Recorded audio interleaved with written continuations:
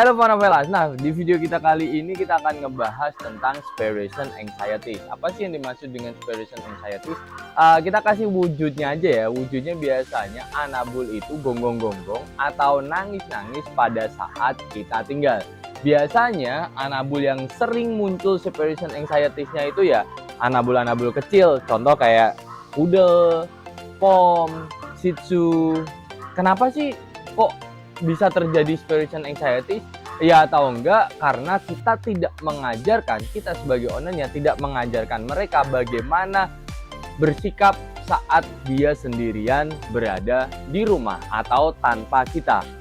Jadi gini, prinsip kehidupan dasar anabul itu adalah mereka itu di kehidupan liarnya atau di alamnya mereka itu berkelompok pastinya, yang mana biasa disebut dengan pack. Dalam pack itu ada istilah pack leader.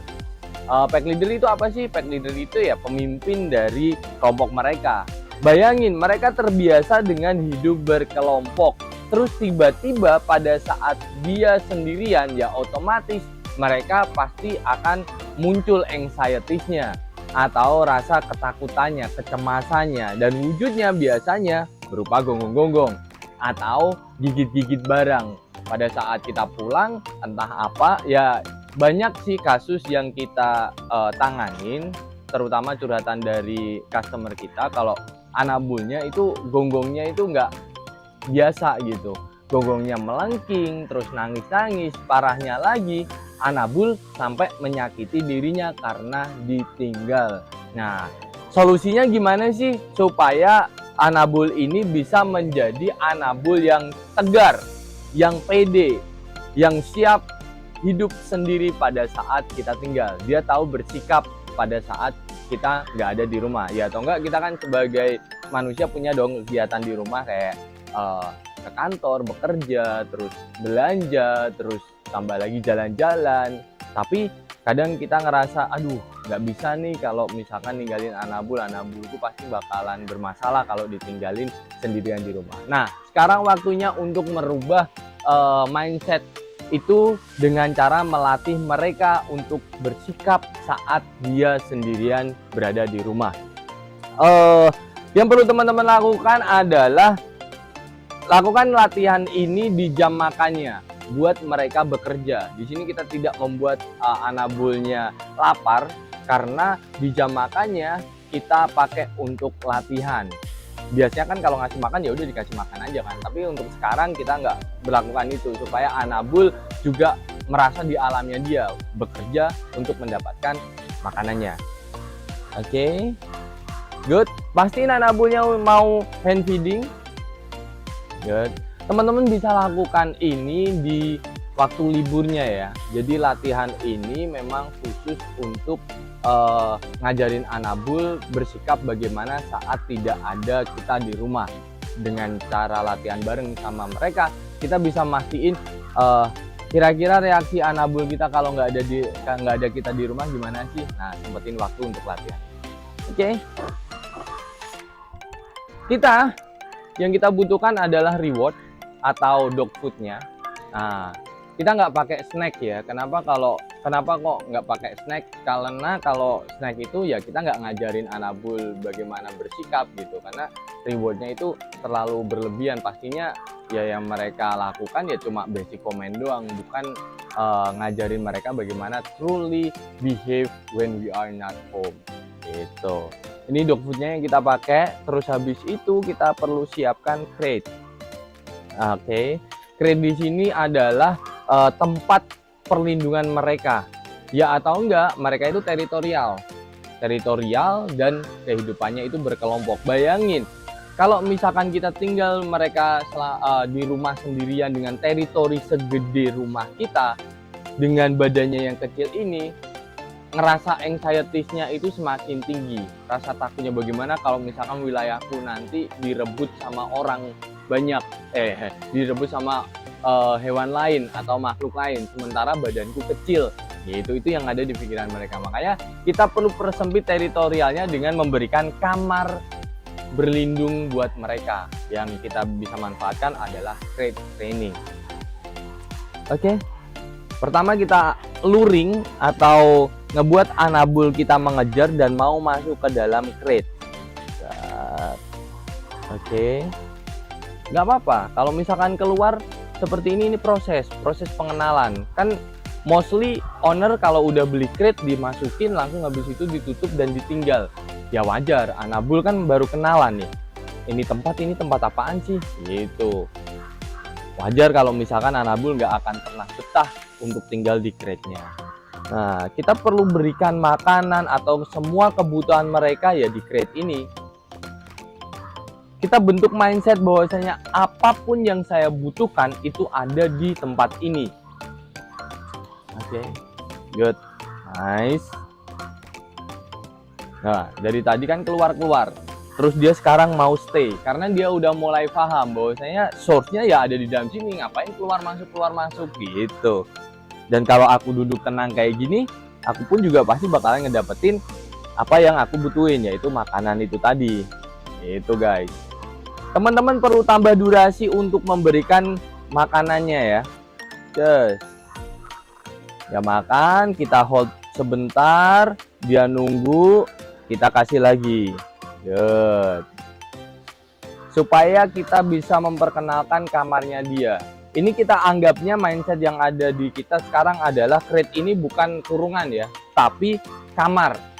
Bayangin kalau misalkan kita di rumah dan nggak punya kamar, otomatis kalau misalkan ada tamu atau ada siapapun itu kita akan ngerasa insecure. Tapi kalau kita udah punya tempat sendiri untuk privasi kita ya, kita pasti tahu kemana harus melangkah. Begitu juga saat anabul udah ngerasa nyaman di dalam crate, saat ada orang baru pun dia nggak ngerasa bahwasanya ini teritorialnya bakalan direbut. Mereka tahu bagaimana harus bersikap dan ke mana gitu. Ya udah ke crate sini. So, dari tadi kita ngomong, dia udah mulai paham untuk stay atau tinggal di crate. Oke, kalau udah ngerasa nyaman kayak gini, step berikutnya adalah kita dikit demi sedikit tinggalin dia.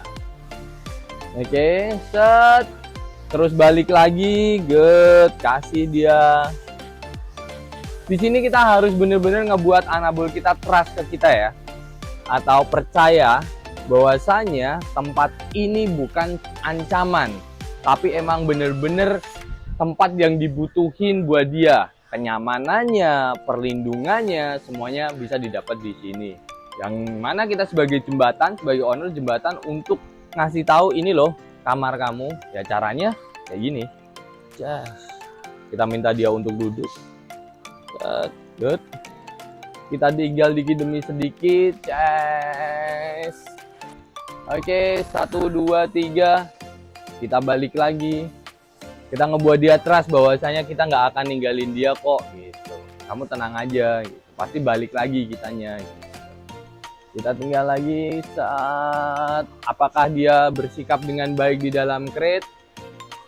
Nggak keluar, oke, kita samperin lagi. Good. Di sini crate pun juga kita tetap dalam kondisi pintu kebuka ya. Tapi kita ngakalinya adalah di sini ketutup. Kalau dia tahu, harusnya dia keluarnya dari belakang itu. Gitu. Kita bikin dia tenang. Oke. Sesuai di place-nya. Kita tinggal.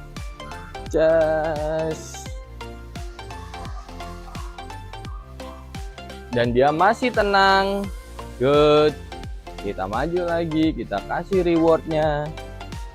Kita sudah mulai bisa membuat anabul kita trust terhadap tempat ini. Oke, good. Dok. Dan kita sekarang mulai membuat dia trust kalau kita tinggal just tempat inilah tempat yang mereka butuhkan. Kenyamanan, kebutuhan, semua ada di sini, yaitu rumah kita sendiri. Nice. Kita sesekali juga perlu bom di sini, kasih lagi yang banyak kalau dia ngelakuin sesuatu yang benar, dan pujian. Good dog, nice. Oke. Kita tinggal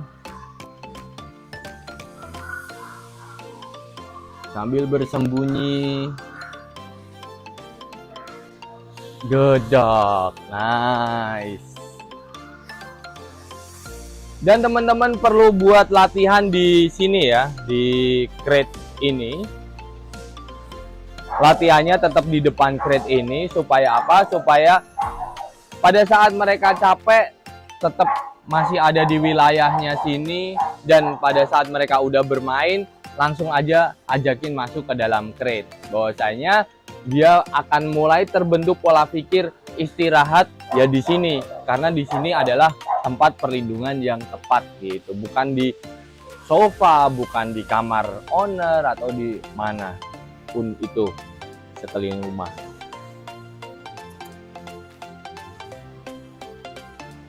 Nice tuh, ya kan? Good job. Nice. Kita mulai tinggal lagi dikit demi sedikit.